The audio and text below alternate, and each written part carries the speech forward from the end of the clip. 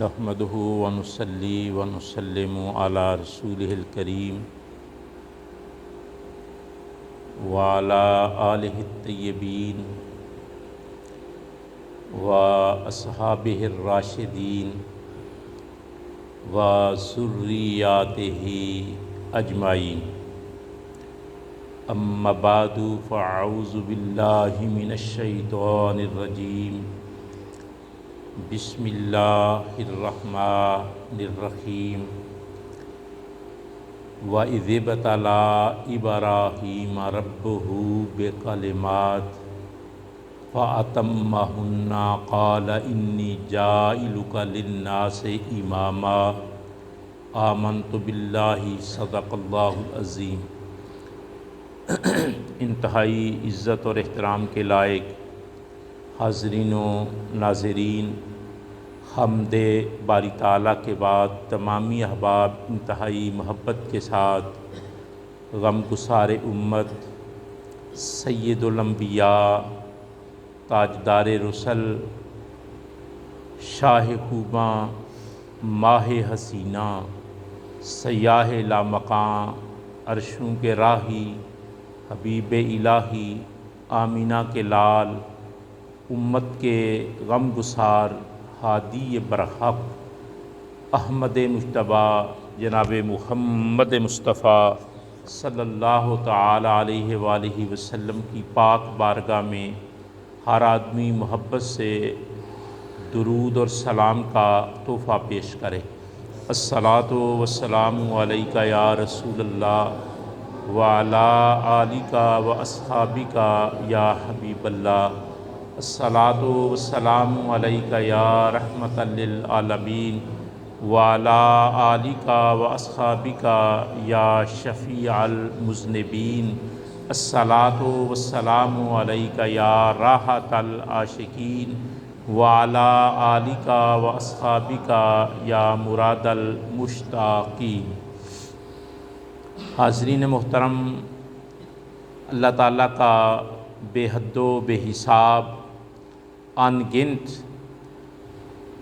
احسان ہے، مہربانی ہے، کرم ہے. اس نے ہم جیسے عاجز بندوں کو اپنی بارگاہ میں جبین نیاز کے ذریعے سجدہ بندگی ادا کرنے کا موقع عطا کیا ہے. دعا ہے کہ اللہ تعالیٰ جمعۃ المبارک کی وہ ساری برکتیں جو اللہ نے اس دن میں رکھی ہیں اور آمینہ کے لال نے بیان فرمائی ہیں، اللہ تعالیٰ وہ ساری برکتیں اور عزتیں ہم سب کو عطا فرمائے. اور اس بابرکت دن کا صدقہ اللہ تعالیٰ دارین کی جملہ سعادتیں ہم کو عطا فرمائے. آمین ثم آمین. گزشتہ جمعۃ المبارک کو جو آیت کریمہ تلاوت کرنے کا شرف حاصل کیا تھا، اسی کے چند کلمات کو آگے بڑھایا ہے اور آپ کی خدمت میں جو عنوان گزشتہ جمعۃ المبارک کے موقع پر چھیڑا تھا، جس کا آغاز کیا تھا، اسی کے سلسلے کو دراز کرتے ہوئے چند گزارشات آپ کی خدمت میں پیش کرنے کی سعادت حاصل کرتا ہوں. آپ سب جانتے ہیں کہ آج ذو الحج کی پہلی تاریخ ہے. میرے لیے، آپ کے لیے یہ بات باعث سعادت ہے کہ ہمیں یہ دن نصیب ہو رہا ہے. ماہ ذو الحج اسلامی کیلنڈر کے لحاظ سے اسلامی مہینوں میں آخری مہینہ ہے. اس کے بعد محرم الحرام میں نیا سال شروع ہو جاتا ہے. تو یہ 12واں مہینہ ہے اور اس کی جو پہلی 10 راتیں اور پہلے 10 دن ہیں، اسلام کے اندر ان کی بڑی برکت بیان ہوئی ہے، ان کی بڑی شان بیان ہوئی ہے. ماہ ذوالحج کے پہلے 10 دن اور پہلی 10 راتیں، ان کے دامن میں اللہ تعالیٰ نے بہت کچھ رکھا ہے۔ دیکھیں رسالت مآب صلی اللہ علیہ وآلہ وسلم نے ارشاد فرمایا کہ اگر ماہ ذوالحج کے پہلے 10 دنوں میں سے 9 دن بنتے ہیں، 10واں قربانی کا ہوتا ہے، اس دن روزہ نہیں رکھا جا سکتا۔ فرمایا کہ ماہ ذوالحج کے 9 دن جو ہیں ان میں اگر کوئی آدمی ایک روزہ رکھتا ہے تو اللہ تعالیٰ اسے سال کے روزے رکھنے کا ثواب عطا فرمائے گا۔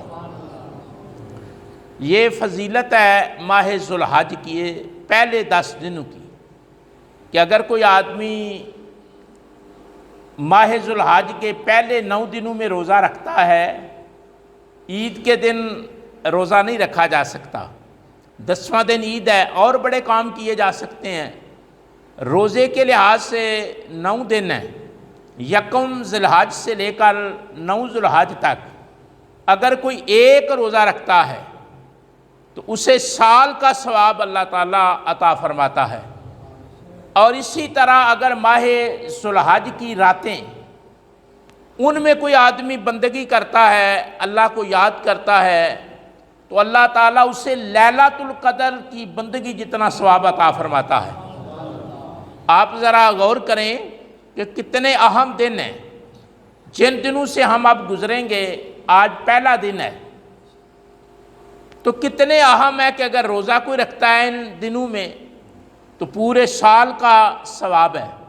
اور اگر کوئی رات کو، یہ ضروری نہیں ساری رات جاگے، 2 نفل بھی پڑھ سکتا ہے، یہ بندگی ہے، 4 نفل بھی پڑھ سکتا ہے، 10 نفل بھی پڑھ سکتا ہے، 20 نفل بھی پڑھ سکتا ہے۔ اگر وہ رات کو بندگی کرتا ہے تو اسے لیلۃ القدر کی بندگی کا ثواب میرا اللہ عطا فرماتا ہے۔ اسی طرح کو قرآن مجید پڑھتا ہے، دن کو پڑھتا ہے یا رات کو پڑھتا ہے، درود پاک پڑھتا ہے، اللہ کے نام تلاوت کرتا ہے، استغفار پڑھتا ہے یا کوئی دعا پڑھتا ہے، کوئی بھی نیک عمل کرتا ہے، اللہ تعالیٰ اس عمل کا ثواب سال کے عمل کے برابر عطا کرتا ہے۔ انتہائی اہم دن جن کا آغاز ہو چکا ہے، ماہ ذوالحج کے یہ پہلی 10 راتیں اللہ تعالیٰ نے قرآن میں ان کی قسم کھائی ہے۔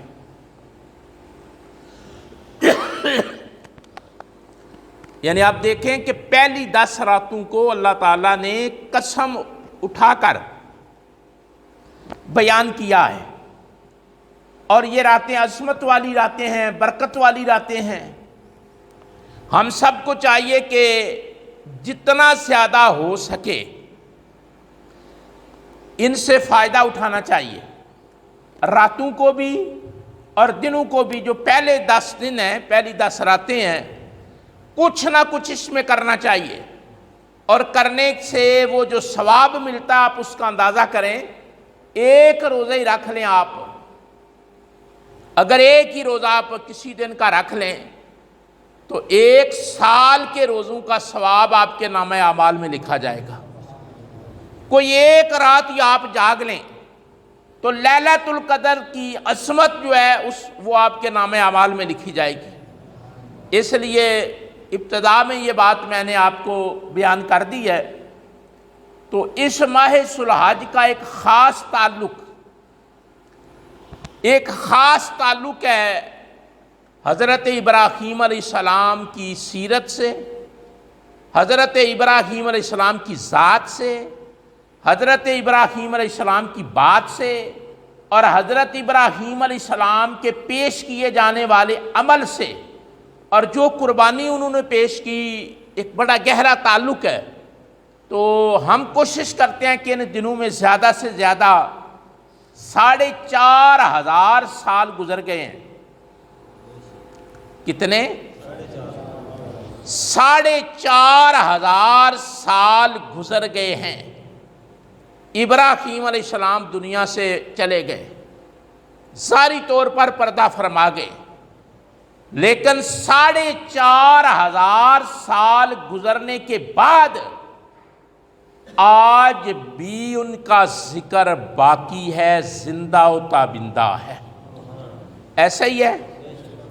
یہ آپ میں سے جتنے لوگ یہاں بیٹھے ہیں یا جتنے بیٹھیں گے آئیں گے، ان میں سے کسی کو کہا جائے کہ چلو 5 صدیاں پیچھے جا کر اپنے کسی بندے کا نام بتاؤ، کوئی بتا سکتا ہے؟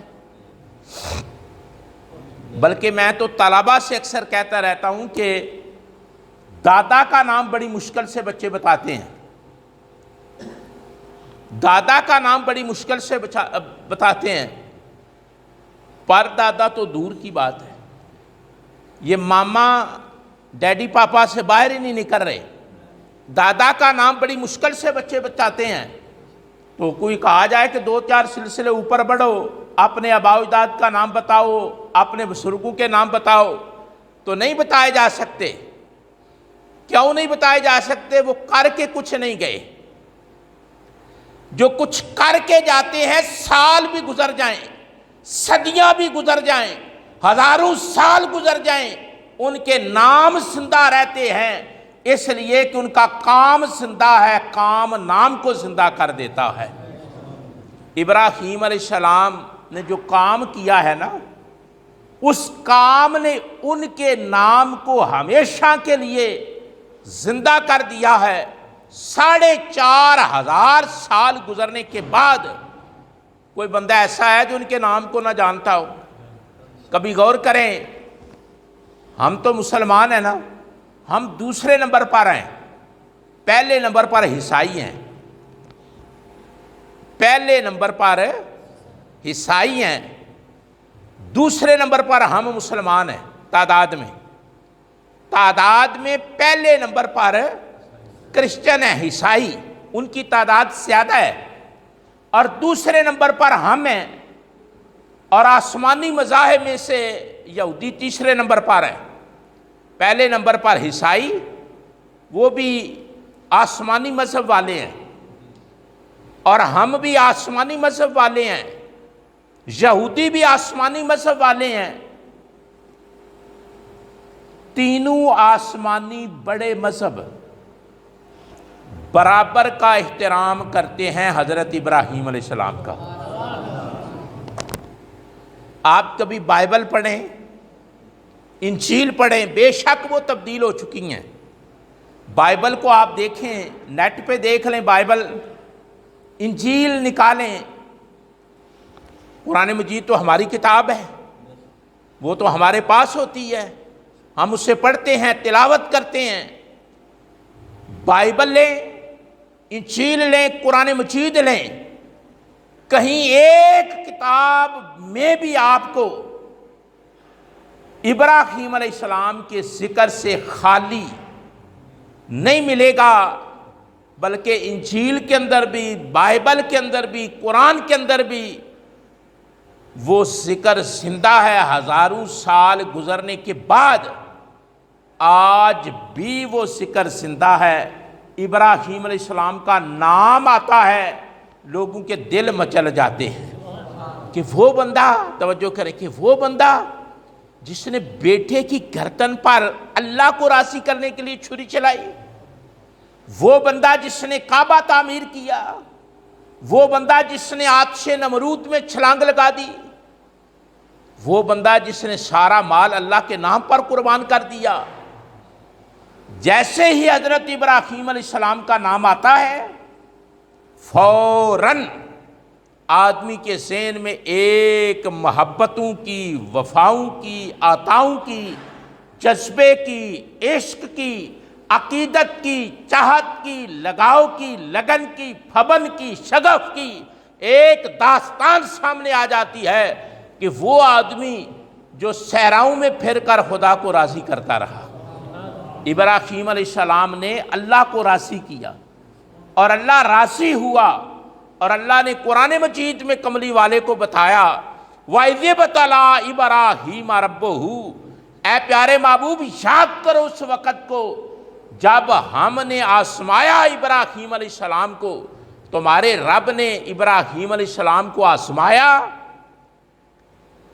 ایک طریقے سے نہیں آزمایا، بے کلمات، مختلف طریقے تھے، کبھی مال کے ذریعے، کبھی جان کے ذریعے، کبھی اولاد کے ذریعے، کبھی ہجرت کے ذریعے، کبھی وطن چھوڑنے کے ذریعے۔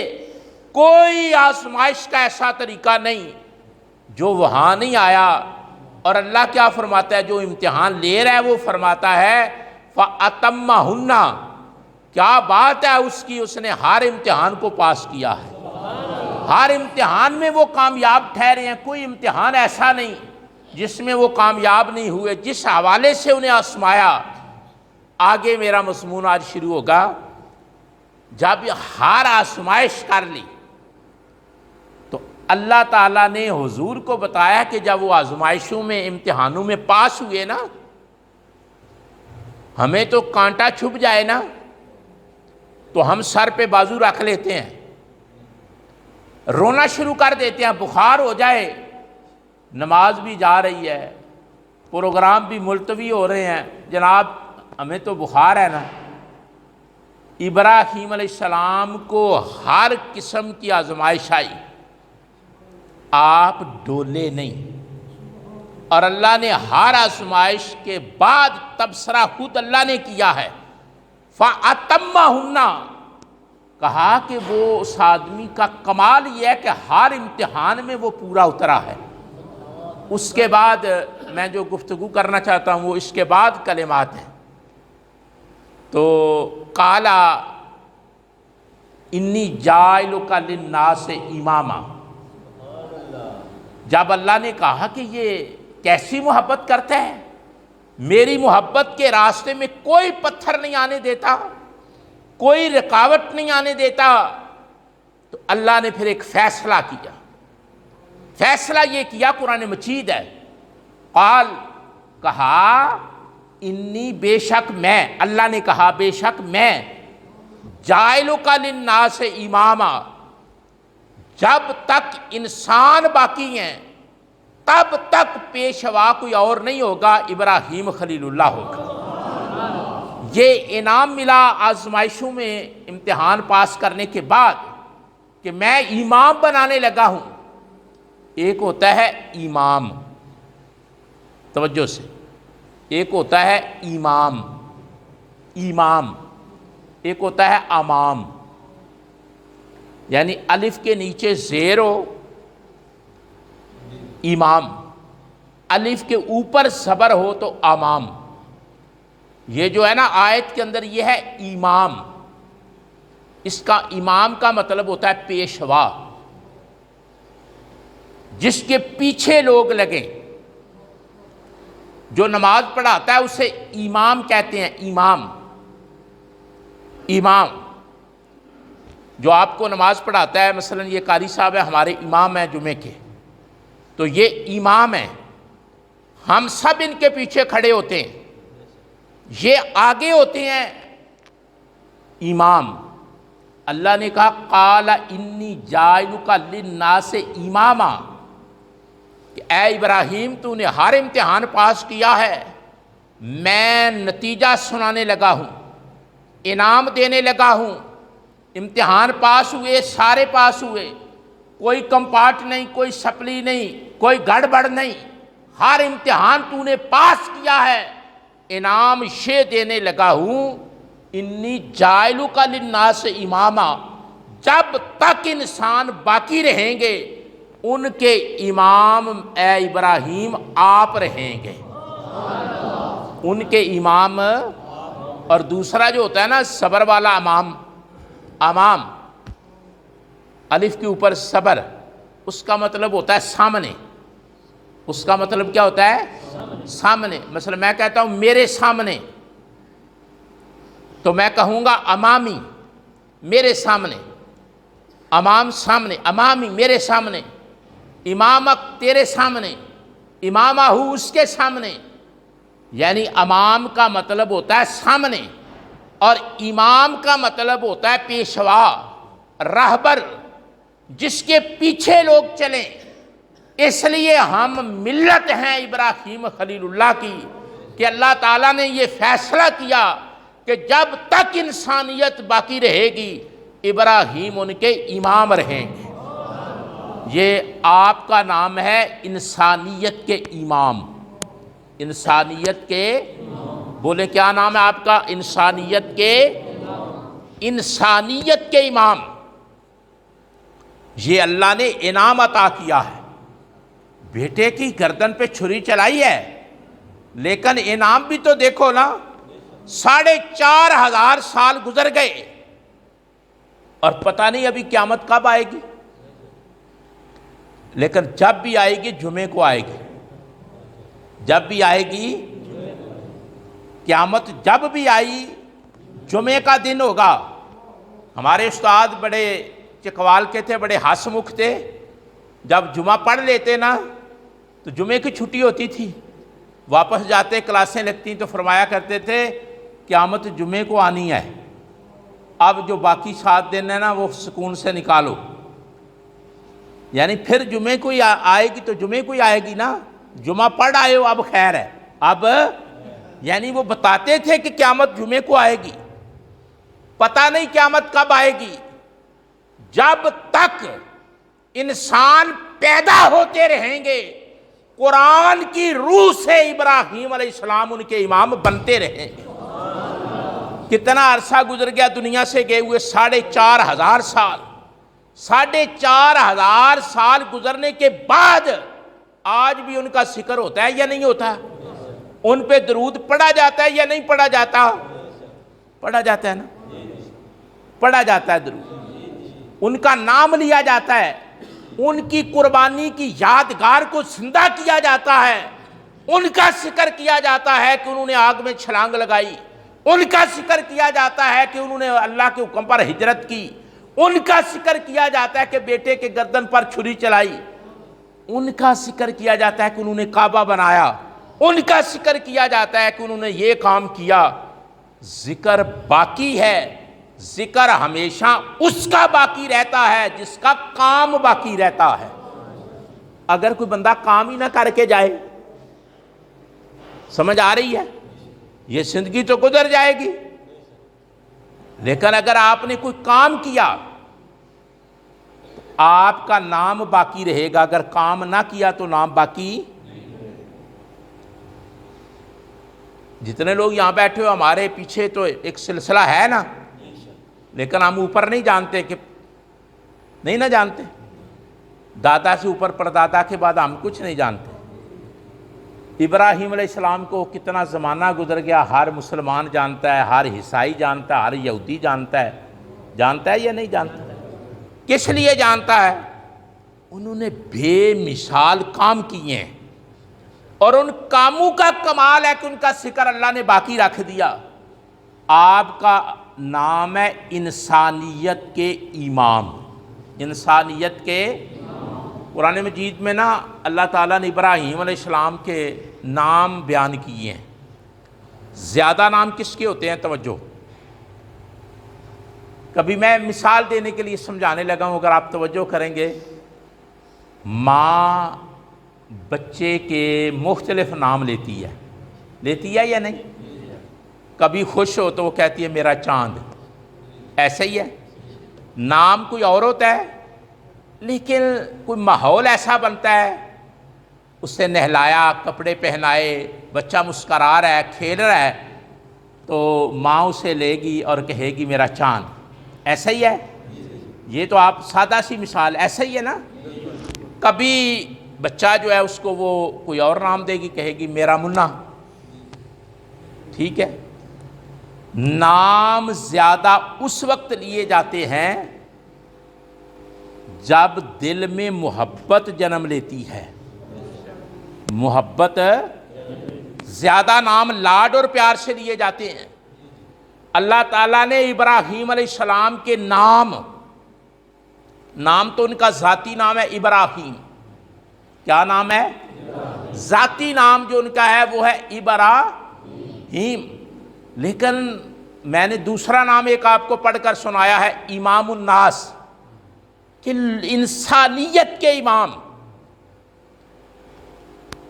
نام اس وقت زیادہ لیے جاتے ہیں جب اظہار محبت ہو، کیا ہو؟ محبت کا اظہار مقصود ہو، ذہن میں یہ ہو کہ میں نے محبت بیان کرنی ہے، ٹھیک ہے، اس وقت نام زیادہ لیے جاتے ہیں۔ آپ قرآن مجید پڑھ کر دیکھیں، ابراہیم علیہ السلام کے نام اللہ نے زیادہ لیے ہیں، کبھی کسی نام سے، کبھی کسی نام سے، کبھی کسی نام سے۔ اس کا مطلب کیا ہے؟ اس کا مطلب ہے کہ قاعدہ بیان کیا جا رہا ہے کہ اس نے بڑے امتحان دیے، بڑی آزمائشوں سے گزرا، بڑا ٹرائل ہوا اس کی زندگی کا، لیکن وہ ٹھگمگایا نہیں، اس کی استقامت میں کمی نہیں آئی، اس کی محبت خدا میں کمی نہیں آئی، تعلق خدا میں کمی نہیں آئی، جذبہ ایثار میں کمی نہیں آئی، جذبہ ہمدردی میں کمی نہیں آئی، انسانیت کی خدمت میں کمی نہیں آئی۔ اس انسان نے ہر چیز قربان کر کے خدا کو راضی کیا ہے، اور خدا نے جب بول کر اس کے نام بیان کیے ہیں تو لگ پتا جاتا ہے کہ ابراہیم علیہ السلام کون ہے۔ آپ کا ذاتی نام کیا ہے؟ اس کا مطلب پتہ کیا ہوتا ہے؟ اس لفظ کا مطلب کیا ہوتا ہے؟ چلو سیکھ لینا چاہیے۔ علماء نے لکھا ہے کہ ابن رحیم ہے، ابن رحیم، ابن رحیم، رحم دل باپ، رحم دل، رحم دل باپ، ابن رحیم۔ علماء کہتے ہیں کہ یہ لغت کی بحث ہے، لیکن میں محبت کے لیے آپ تک پہنچا دیتا ہوں۔ ابن رحیم، رحم کرنے والا باپ۔ اس کی پھر علماء نے توجیحات بیان کی ہیں کہ آپ کا یہ جو نام ایکسپلین کیا جاتا ہے کہ ابراہیم اصل میں تھا ابن رحیم، مہربان باپ، شفیق باپ، رحم کرنے والا باپ۔ کہتے ہیں کہ مسلمانوں کے دین حق پہ، دین فطرت پہ جتنے بچے بلوغت سے پہلے فوت ہوتے ہیں، عالم برزخ میں ابراہیم علیہ السلام اور ان کی بیوی ان کی پرورش کرتے ہیں۔ سمجھ آئیے بات؟ ابراہیم علیہ السلام ان کی پرورش کرتے ہیں۔ یہ قرآن مجید کی ایک تفسیر میں اس کو بڑی وضاحت سے بیان کیا ہے۔ ہم اپنے پاس سے کبھی کوئی بات نہیں کرتے، کبھی کمزور بات نہیں کرتے، تحقیق کے بغیر بات نہیں کرتے۔ آپ کا ذاتی نام ہے ابراہیم ابن رحیم، ٹھیک ہے؟ آدم، آدم ثانی، جد الانبیاء، آدم، آدم ثانی اور جد آدم علیہ السلام پہلے نبی آدم۔ 10 پشتیں گزرنے کے بعد پھر نوح علیہ السلام آئے۔ کتنی پشتیں؟ 10 پشتیں، یاد رکھو نا۔ 10 باپ گزرے، پھر جا کر نوح علیہ السلام کائنات میں آئے اور طوفان آیا۔ اس کے بعد اللہ نے نظام کو بحال کیا، انہیں کہا آدم ثانی، ٹھیک ہے؟ اور تیسرے نمبر پر ابراہیم علیہ السلام، جد الانبیاء، نبیوں کے دادا۔ کبھی غور کریں، آپ خود نبی، آپ کا بیٹا اسحاق نبی، آپ کا پوتا یعقوب نبی، آپ کا پڑپوتا یوسف نبی۔ کبھی غور کریں، اس سٹائل پہ غور کریں، جد الانبیاء، یہ بھی آپ کا نام ہے۔ انبیاء کی جد یعنی دادا نبیوں کا، جس کی پشت سے اس طرح نبی گزرے ہیں۔ کسی خاندان میں، میں اکثر کہتا ہوں، کسی خاندان میں کوئی وکیل بن جائے نا تو لگ بورڈ جاتے ہیں کہ فلاں خاندان میں وکیل بنا، اللہ ساری زندگی جھوٹ بولنا ہے، فراڈ کرنا ہے، سچ کو جھوٹ کہنا ہے، جھوٹ کو سچ کہنا ہے۔ لیکن بورڈ لگ جاتے ہیں کہ فلاں فیملی میں ایک وکیل بنا ہے، ٹھیک ہے؟ ایسا ہی ہے۔ کیا گھرانہ ہے ابراہیم علیہ السلام کا، خود نبی،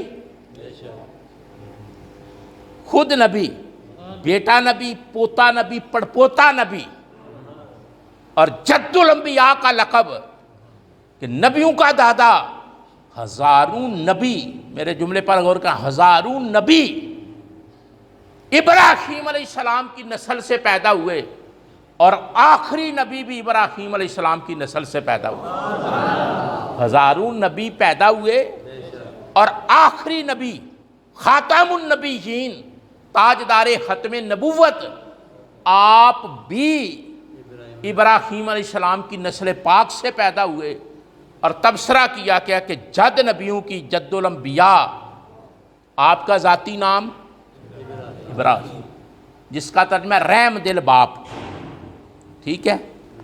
امام الناس، انسانیت کے امام، جد الانبیاء، نبیوں کے دادا، خلیل اللہ، اللہ کے گہرے دوست، یہ پچھلے جو میں بیان کیا تھا، خلیل اللہ، اللہ کے کتنے نام میں نے بیان کیے ہیں؟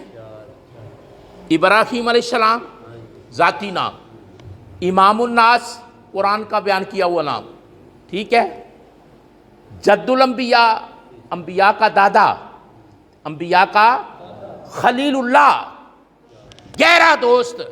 اب میں آگے چلنے لگا ہوں، پھر آپ سے میں پوچھنا ہے کہ یہ نام زیادہ کیوں لیے جاتے ہیں۔ خود حضور نے فرمایا، حدیث سن لو پہلے ضمناً فوراً، حضور نے فرمایا لی اسماء، فرمایا صحابہ سنو میرے کئی نام ہیں، میرے، یہ بات آپ کو مزہ دے گی۔ حضور نے فرمایا لی اسماء، میرے کئی نام ہیں۔ پھر اس کے بعد حضور نے فرمایا انا محمد، انا احمد۔ پھر حضور نے اپنے نام بیان کیے کہ میں ماہی ہوں، میں حاشر ہوں، میں عاقب ہوں۔ ہر نام پہ بحث کی جا سکتی ہے، ایک جمعہ کئی جمعے پڑھائے جا سکتے ہیں۔ حضور نے فرمایا میرے کئی نام ہیں، یہ نہ سمجھنا کہ میرا صرف محمد نام ہے۔ کہا محمد میں زمین پر ہوں، احمد میں آسمان پر ہوں، میں احمد بھی ہوں، میں محمد بھی ہوں، میں عاقب بھی ہوں، میں حاشر بھی ہوں، میں خاتم بھی ہوں۔ سرکار نے اپنے نام بیان کیے، اور اس کا مطلب علماء نے لکھا ہے کہ جس کے نام زیادہ ہوتے ہیں اس کے مقام زیادہ ہوتے ہیں، جس کے نام زیادہ ہوتے ہیں اس کے۔ ابراہیم علیہ السلام کے میں نے نام آپ کے سامنے رکھے ہیں، ایک اور نام قرآن مجید پڑھیں، ایمانداری کی بات ہے، بار بار جی چاہتا ہے پڑھنے کو، چس آ جاتی ہے کہ کس آدمی کا ذکر ہو رہا ہے۔ اللہ خود جس کے نام بیان کر رہا ہے، اللہ نے قرآن مجید میں اس سلسلے کو قائم رکھا، فرمایا سنو انا ابراہیم کان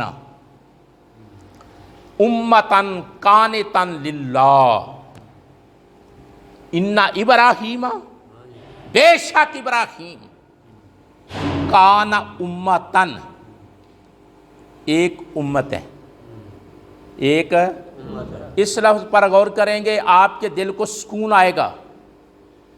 امت زیادہ سے بنتی ہے، امت، مثلا ہم کہتے ہیں ہم حضور کے امتی ہیں تو ہم زیادہ ہیں نا، 1,24,000 جتنے نبی آئے ہیں سب سے زیادہ حضور کی امت ہے، سب سے زیادہ حضور کی امت ہے۔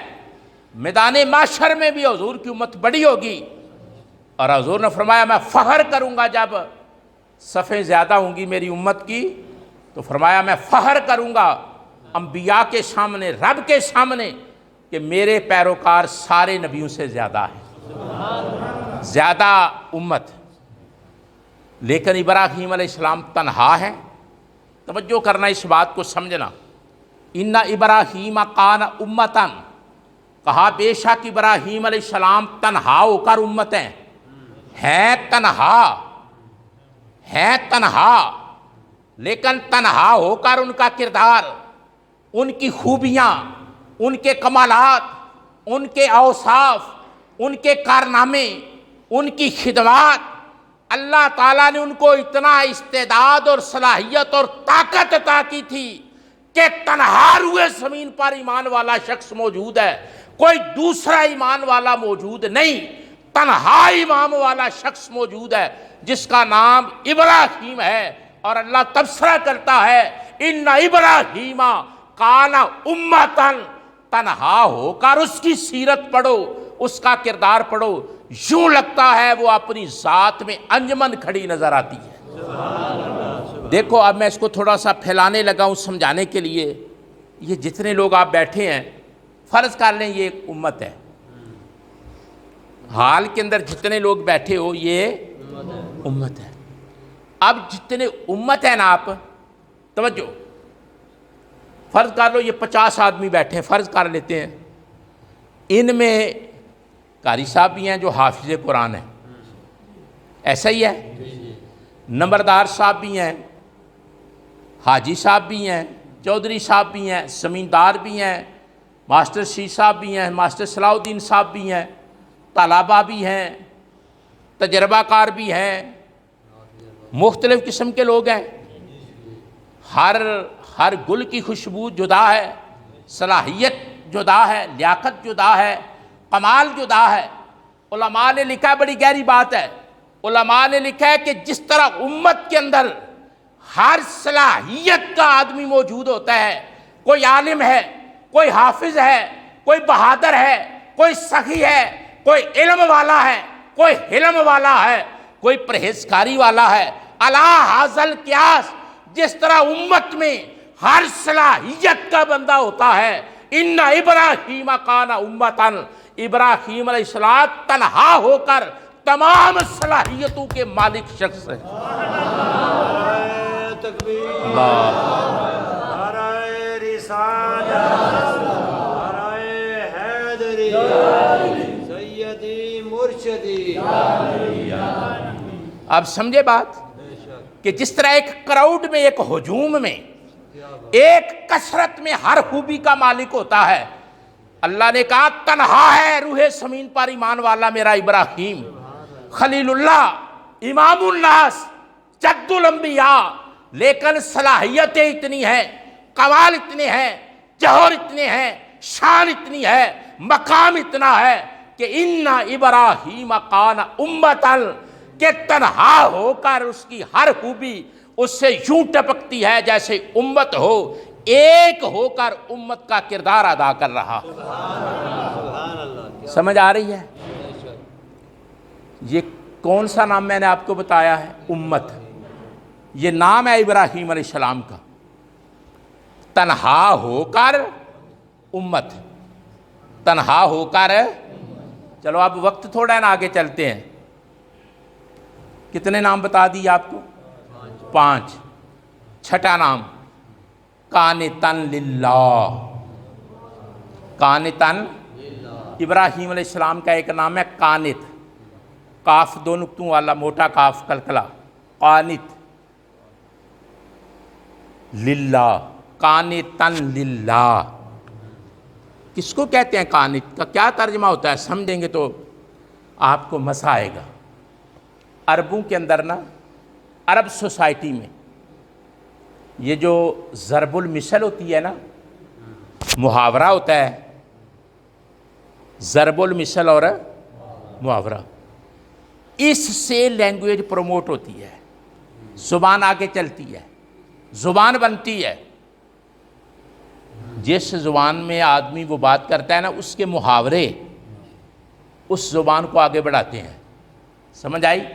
آپ نے دیکھا ہوگا کہ کبھی ہم نے بات کرنی ہوتی ہے اپنی پنجابی زبان، تو کوئی ہم پنجابی کا محاورہ بولتے ہیں یا نہیں؟ مثلا نعوذ باللہ من ذالک، یہ ایک عام محاورہ بولا جاتا ہے جو درست نہیں، اے جان مٹھا تگلا، یہ غلط ہے۔ یہ یعنی محاورے جو ہیں نا، یہ ویسے ایک علیحدہ چیپٹر ہے، کبھی انشاءاللہ اس پہ بھی بات کریں گے۔ قانت کہتے ہیں کہ عربوں کے اندر ایک طریقہ ہوتا تھا کہ چمڑے کی مشق ہوتی تھی، مشکیزہ، بکرے کی کھال سے وہ مشکیزہ بناتے تھے۔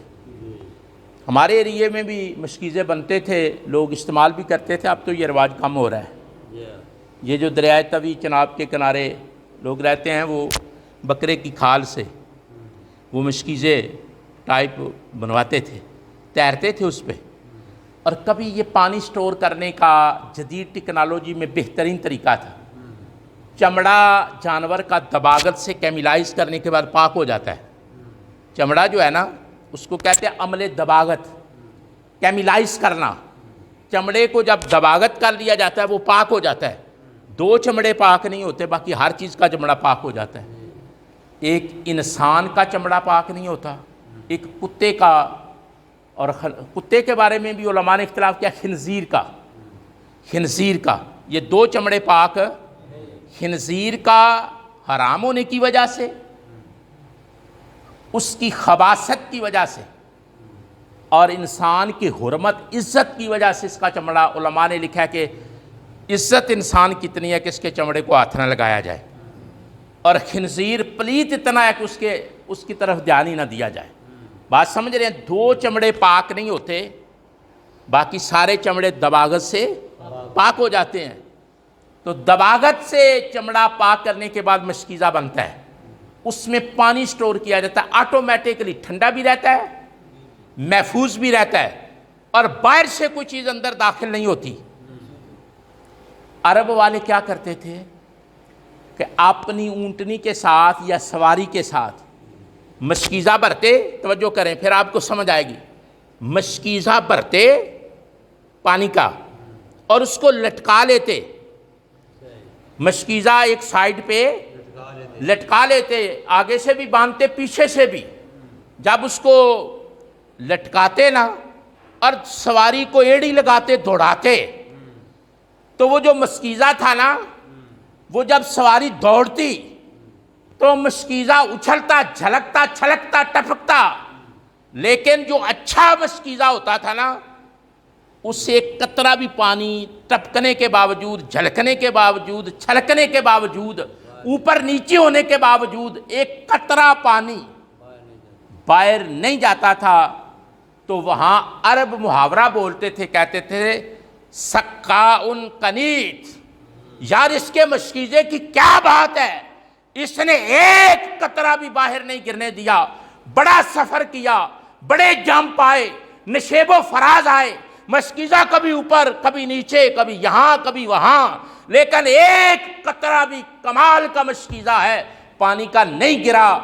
وہاں سے عربوں نے محاورہ لیا، وہ آدمی جو اپنی صلاحیت کو ایک سیکنڈ کے لیے ضائع نہ کرے، اس کو عربوں نے کہنا شروع کر دیا رجل قانت، یار اس بندے کی بھی کیا بات ہے، اس نے زندگی کا ایک منٹ بھی ضائع نہیں کیا۔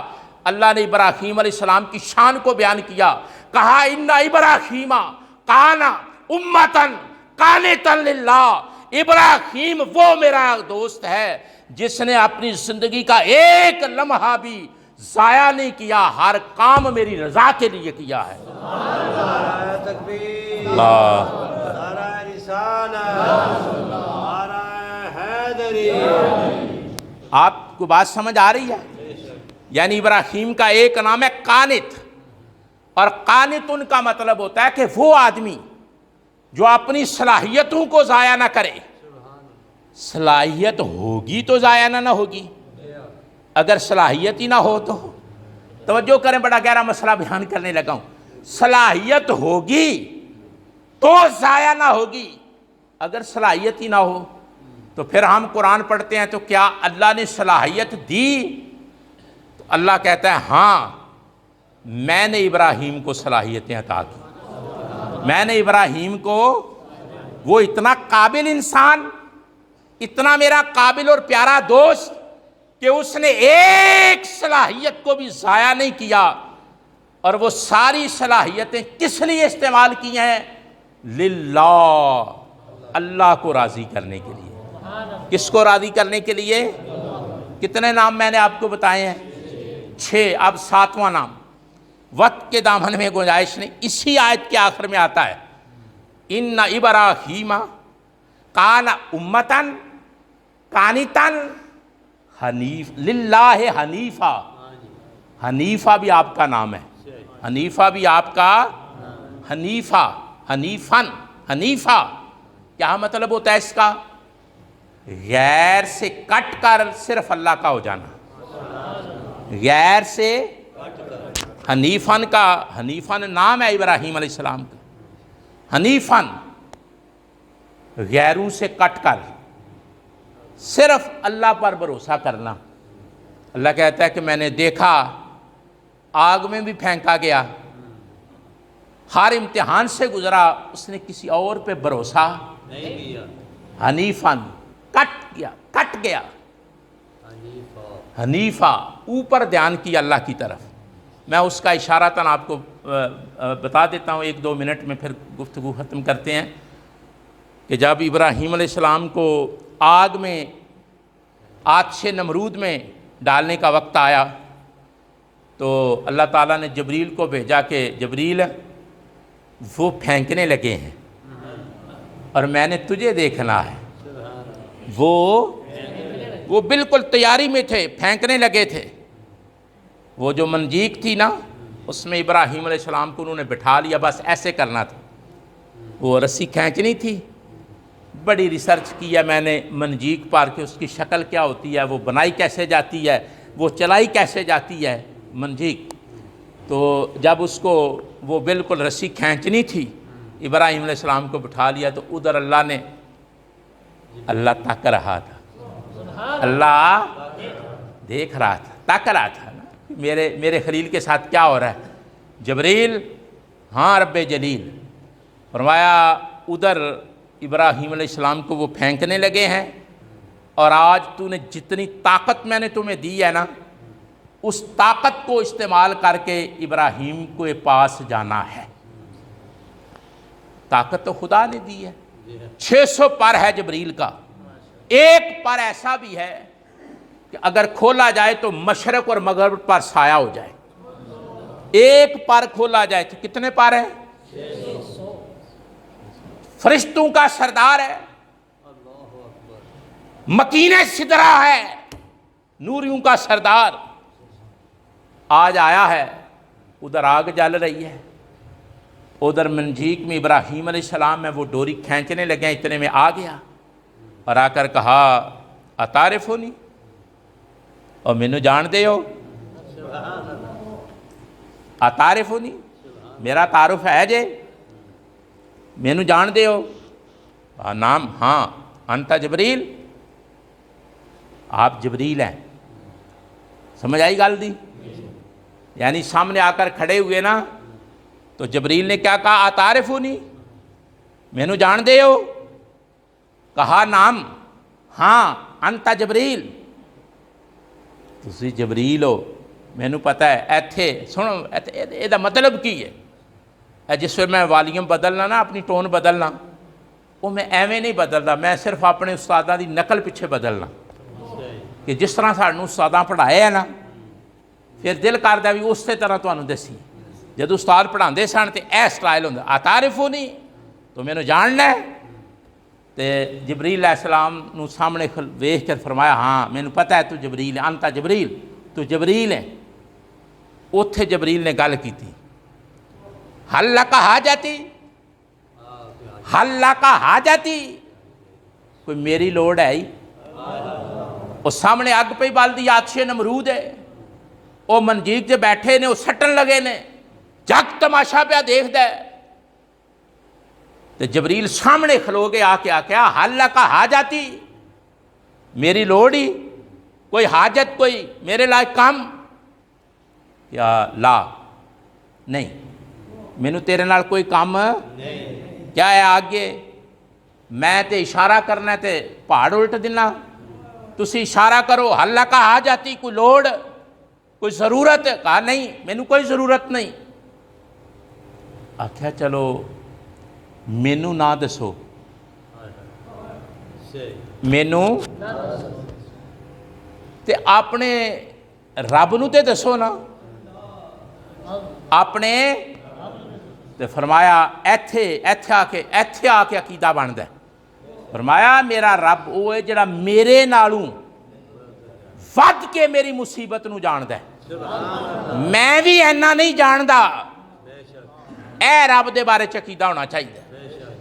میں بھی اپنے بارے اینا مینوں بھی نہیں پتا جنہ میرے رب نو میرے بارے پتہ ہے۔ کہ میں کہڑے حالاں وچ میں کہڑے دکھاں چاں میں کہڑے امتحاناں چاں مینوں بھی اپنی خبر نہیں جنی خبر میرے خدا نوں ہے۔ ایتھے آ کے نا جبریل نے جسے انج ویکھیا کہ جنا بھی کمال ہے بھائی، اگ پہ بالدی ہے، سٹن لگے نے، جان دا مسئلہ ہے، ڈولدا نہیں، استقامت ہے، استقلال ہے، پمردی ہے، جرت ہے۔ فرمایا میرے رب نو میرے نالوں ود کے میرے حال دا پتہ ہے۔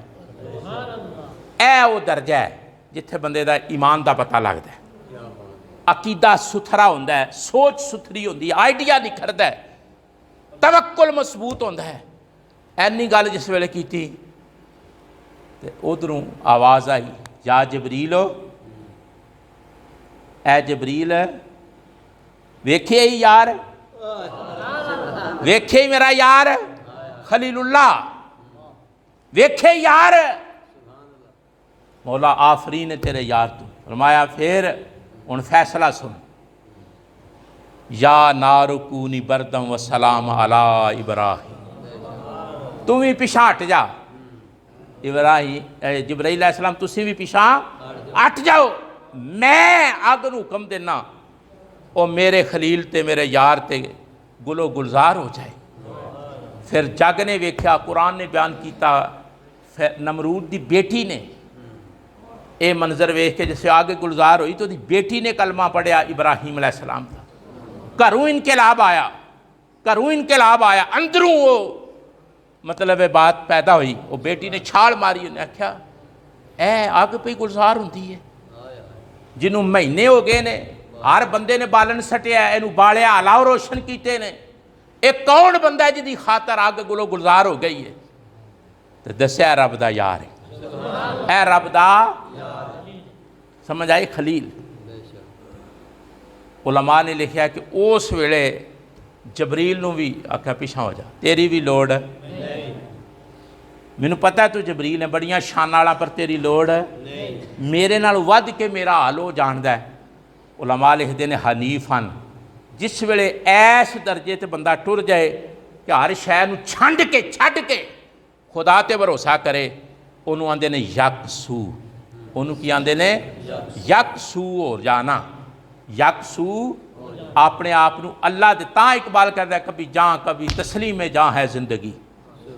اقبال ایویں تے نہیں نہ پھڑ کے آندا کبھی جاں کبھی تسلیم جاں ہے زندگی، سمجھ آئیے؟ جس ویلے بندہ اپنے آپ نو اللہ دے حوالے کر دیندا ہے کہ اللہ جانے تے میرا معاملہ جانے، انہوں آندے نے حنیف ہن۔ کنے نا تو انہوں دسے نے 7 تے مکے کوئی نہیں، یار زندہ صحبت باقی وما توفیق۔